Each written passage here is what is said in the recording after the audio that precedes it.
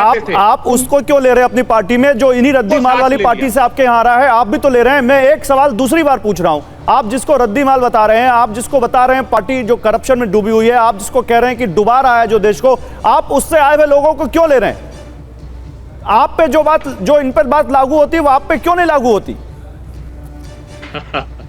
गौरव जी, 100 लोग हैं भारतीय जनता पार्टी में, 100 इनके दरी उठाने वाले कार्यकर्ता से जो शिखर तक पहुंचे थे, वो रेबेलियन के रूप में भारतीय जनता पार्टी के खिलाफ लड़ रहे, कांग्रेस से ही नहीं दूसरे दलों से भी। आप सोचते तो सही, 400 में से 116 सीटें अगर भारतीय जनता पार्टी ने दूसरे राजनीतिक दलों से आए हुए, मैंने उनको कोई क्लीन चिट नहीं दी। मैं उनसे भी यही सवाल पूछ रहा हूं, लेकिन मैं आपसे भी तो पूछ सकता हूं ना। तो मुझे एक नाम बताइए ना, एक नाम जिसपे आरोप लगा हो भ्रष्टाचार का, जो गया हो जेल भारतीय जनता पार्टी से, जिसको लिया हमने, एक नाम बता दीजिए। मेरे पास तो लंबी फहरिस्त है। मैंने कहा व्यभिचारी, अत्याचारी, भ्रष्टाचारी। तो केवल भ्रष्टाचार, विचारधारा कोई चीज नहीं होती सर, विचारधारा कोई चीज नहीं होती। तो लड़ाई विचारधारा की लड़ाई है। ये तीखे सवाल तो आपको मोदी जी से करना चाहिए गौरव जी। अरे तो आपसे क्यों नहीं कर सकते भाई? मैंने कहा ना, ये देश बचाने की लड़ाई में सबको आहुति देनी है, बड़ा हृदय रखकर सबको आहुति देनी है। संसाधनों की लूट हो रही, 5,35,000 करोड़ रुपए के बैंक फ्रॉस्टर्स हैं। अच्छा। 5,38,000 करोड़ का एनसीएलटी का घोटाला हुआ है। अभी सर्वोच्च अदालत की न्यायाधीश ने बताया कि नोटबंदी जैसा बड़ा स्कैम भारत में नहीं हुआ। निर्मला सीतारमण, हमारी वित्त मंत्री के पति, बता रहे हैं कि इलेक्टोरल बॉन्ड जैसा स्कैम आजाद भारत में कभी नहीं हुआ। तो आप सोचिए, जब मुखरता से इनके परिवार के लोग इनके खिलाफ खड़े हैं, जो प्रतिपक्षी दल है वो इनके खिलाफ खड़े हैं, तो इनका दम्भ और अहंकार हार की कगार पर खड़े, इसलिए दूसरे दलों से ले मतलब मालूम है क्या कह रहे हैं? ओके ठीक है। अजय आलोक, अवध रुकिए। अजय आलोक, मालूम है क्या कह रहे हैं? अब की बार विरोधियों के सारे 400 पार, ये कह रहे हैं।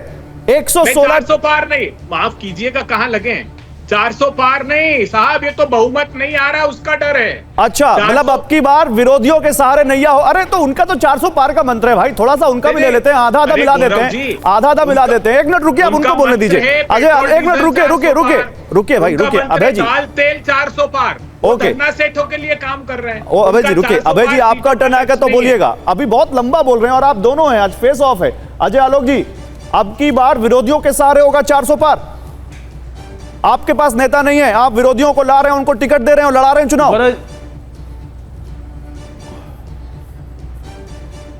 गौरव जी, 2 व्यक्ति नदी में कूदे, तैर के पार करना था।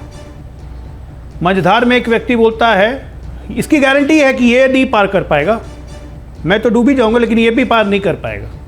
तो ऐसे व्यक्तियों का, ऐसे नेगेटिव व्यक्तियों का क्या आंसर देना है? एक छोटा सा शेर कहता हूँ, बहुत फेमस सा शेर है। बर्बाद गुलिस्ता करने को बस एक ही उल्लू काफ़ी था, यहाँ तो हर शाख पे उल्लू बैठा है, अंजाम गुलिस्ता क्या होगा। आज सुन रहे थे ना 5-5 पावर सेंटर, संजय निरुपम की बात, भैया का अलग, बहना का अलग, माता का अलग, अध्यक्ष का अलग, वेणुगोपाल जी का अलग। कौन से पावर सेंटर में आप हैं? कोई पे एक पावर सेंटर पर रहेगा, 4 उल्लू बैठ के डुबाएंगे। हमें क्या करना है भैया, आपकी समस्या है। सवाल पूछा जा रहा है, आम क्या है, आम क्या है? अभय जी जवाब दे रहे हैं, इमली है, इमली है, इमली है, खट्टी है, थोड़ी सी तीती भी है, थोड़ी पुरानी हो गई है, थोड़ी बासी हो गई है। अरे छत्तीसगढ़ चुनाव के पहले से ये गाना गाना आपने शुरू किया, बेरोजगारी, महंगाई, ये वो, अब नया ले आए इलेक्टोरल बॉन्ड, उसके पहले राफेल, तो उसकी नहीं चिपकता है अभय जी। नहीं तो हमसे नहीं चिपकता। अभय जी बिना तो सबूत क्या कह रहे हैं कि हमारे लिए हिम्मत है तो सबूत। हाँ, जैसे एक मिनट, अजय जी अभय जी तो वैसे कह रहे हैं कि हमारे लिए प्रतिकूल परिस्थितियां हैं, प्लेइंग लेवल प्लेइंग फील्ड नहीं है, संसाधनों का अभाव है। मैं तो ये पूछ रहा हूं, आपके पास तो सारे संसाधन हैं, आप तो सरकार में हैं, आप तो दुनिया की सबसे बड़ी पार्टी बन चुके हैं, फिर आपको हरियाणा में 6 लोग विरोधी क्यों चाहिए होते हैं टिकट देने के लिए? फिर आपको 100 से ज्यादा दूसरी पार्टियों से लोग क्यों करने पड़ते हैं एक्सपोर्ट चुनाव लड़ाने के लिए? ठीक है, मैं जवाब दे रहा हूं बिल्कुल गौरव जी। सबसे पहली बात कि लेवल प्लेइंग फील्ड कैसे होगी? बार बार लोग बोलते हैं level playing field, level playing field. कैसे होगी लेवल प्लेइंग फील्ड? हम नरेंद्र मोदी को राहुल गांधी जैसा नेता कैसे बनाए भाई? कहां से लाए हम लेवल प्लेइंग फील्ड? हम नरेंद्र मोदी को राहुल गांधी जैसा कैसे बनाए? ये हमारी प्रॉब्लम है। लेवल प्लेइंग फील्ड नहीं है, लेवल प्लेइंग फील्ड नहीं है, नेतृत्व के कर्म आपके फूटे हुए, लेवल प्लेइंग फील्ड नहीं है। अजीब हालत है भाई। मतलब थोड़ा सा रीजनिंग होना चाहिए। इंदिरा गांधी जब लगातार जीत रही थी, विपक्ष कभी कहता था क्या कि लेवल प्लेइंग फील्ड नहीं है?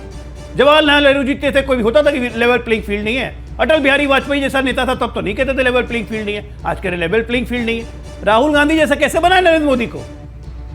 उनका IQ कैसे घटाएं हम? उनकी बुद्धि कैसे घटाएं हम? उनके मेहनत के जज्बे को कैसे कम करें हम? उनके जोश को कैसे कम करें हम? उनके छुट्टी नहीं लेने की आदत को कैसे कम कर दें?